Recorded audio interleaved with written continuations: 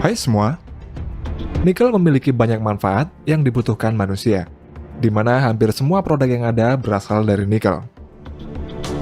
Salah satu negara yang memiliki cadangan nikel terbesar di dunia adalah Indonesia.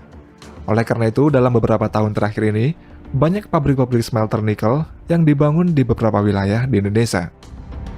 Dan berikut adalah proses singkat pengolahan nikel. Nikel adalah logam keras berwarna putih keperakan, dan nikel ini memiliki sifat ulet serta tahan terhadap korosi. Nikel juga merupakan material yang dapat didaur ulang tanpa mengalami degradasi kualitas. Lebih dari 2/3 atau sekitar 70% nikel yang diproduksi digunakan untuk membuat stainless steel atau baja tahan karat. Mulai dari sendok garpu hingga pesawat luar angkasa terbuat dari campuran nikel. Manfaat nikel yang tidak kalah penting adalah sebagai bahan utama pembuatan baterai.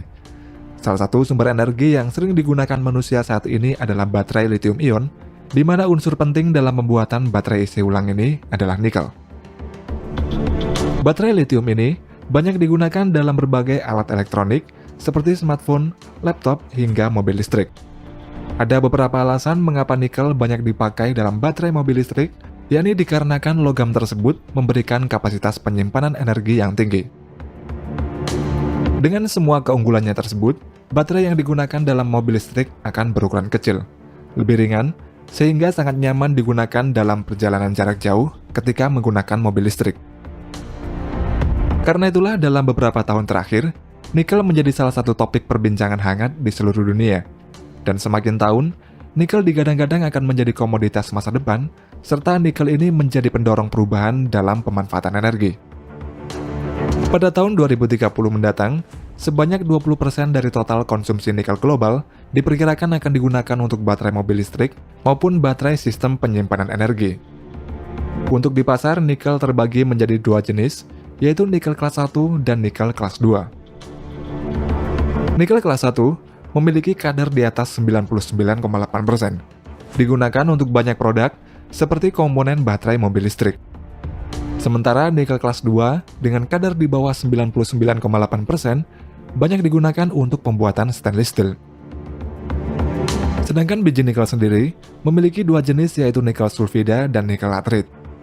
Pada umumnya, nikel sulfida ini banyak berada di belahan bumi subtropis, sedangkan laterite berada di khatulistiwa atau ekuator seperti di Indonesia, Brasil, Australia, dan Filipina.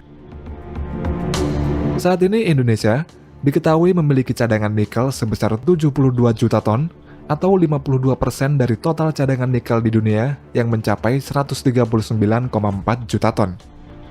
90% sumber nikel di Indonesia ini tersebar di Sulawesi Tengah, Sulawesi Selatan, Sulawesi Tenggara, dan Maluku Utara. Serta Indonesia ini merupakan produsen nikel yang terbesar di dunia, mengalahkan Filipina dan Rusia. Oleh karena itulah, mulai 1 Januari tahun 2020, pemerintah melarang ekspor biji nikel.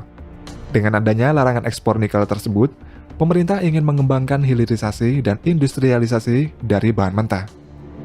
Biji nikel dari hasil tambang yang masih berupa bahan raw material atau bahan mentah harus diolah di Indonesia, setelah diolah barulah bisa diekspor ke luar negeri. Beberapa fasilitas pengolahan nikel di Indonesia, antara lain yaitu smelter nikel di Pulau Obi. Sentra pengolahan biji nikel HPAL berbasis teknologi hidrometalurgi ini akan mendorong percepatan hilirisasi mineral menuju industrialisasi berbasis baterai dan pengembangan kendaraan listrik. Smelter HPAL ini menjadi pabrik bahan baku baterai kendaraan listrik pertama yang beroperasi di Indonesia. Fasilitas berikutnya ada kawasan industri Morowali. Pada kawasan industri Morowali ini memiliki luas sekitar 2.000 hektar. Kawasan industri ini menjadi tonggak pemerintah dalam mewujudkan program hilirisasi yang bertujuan untuk meningkatkan nilai tambah bahan baku mineral di dalam negeri. Di kawasan industri Morowali ini juga dilengkapi dengan struktur yang lengkap dan modern. Terdapat 3 pabrik pengolahan dan pemurnian yang berkapasitas 2 juta ton per tahunnya.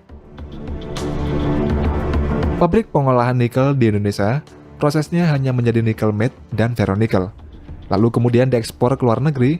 Hal ini dikarenakan teknologi yang digunakan di Indonesia masih terbatas.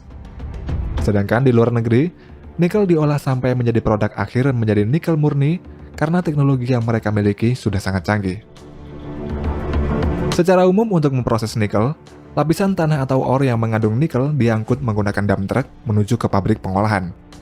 Ore tersebut dimasukkan ke dalam mesin crusher untuk proses penghancuran, sehingga ore menjadi berukuran kecil, lalu di-screening untuk memperoleh ukuran ore yang sudah ditentukan.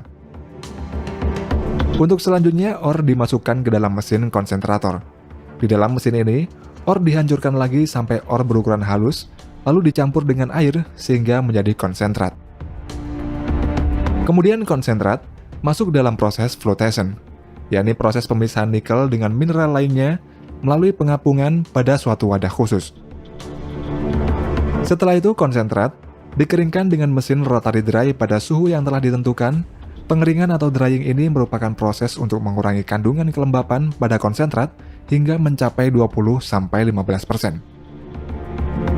Setelah pengeringan, konsentrat masuk ke dalam proses refining atau pemurnian. Pada proses ini dapat dilakukan dua metode, yaitu metode yang berbasis air atau disebut juga dengan hidrometalurgi, kemudian metode yang berbasis api atau disebut juga dengan pyrometalurgi. Untuk hidrometalurgi adalah metode yang mana dalam prosesnya melibatkan reaksi-reaksi kimia dalam larutan berair. Teknologi hidromet ini memiliki kelebihan dibanding metode pyrometalurgi, yakni dalam prosesnya tidak menghasilkan emisi udara karena hanya menggunakan bahan-bahan kimia tertentu saja.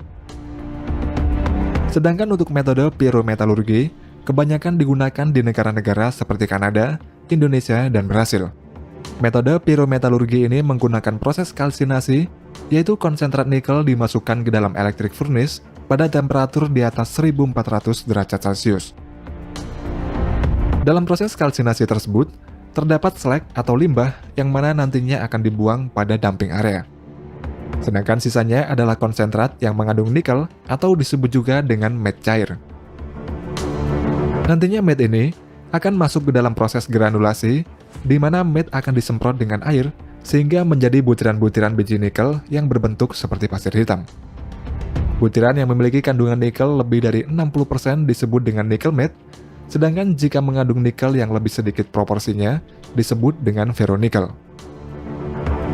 Proses selanjutnya adalah electrowinning, yakni proses penangkapan logam-logam menggunakan proses elektrokimia yang bertujuan untuk menghasilkan nikel dengan kemurnian 99,9% atau pure nickel.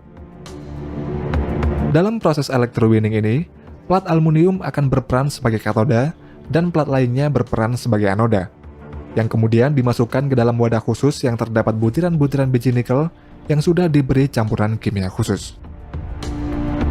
Setelah itu, plat-plat tersebut akan diangkat, dan nikel-nikel ini akan berbentuk menjadi nikel murni, lalu nikel tersebut dipotong-potong sesuai dengan ukuran yang telah ditentukan. Nikel-nikel yang sudah dipotong tersebut kemudian nantinya akan dijual ke konsumen di seluruh dunia, dan selanjutnya akan digunakan sebagai bahan baku untuk berbagai macam produk.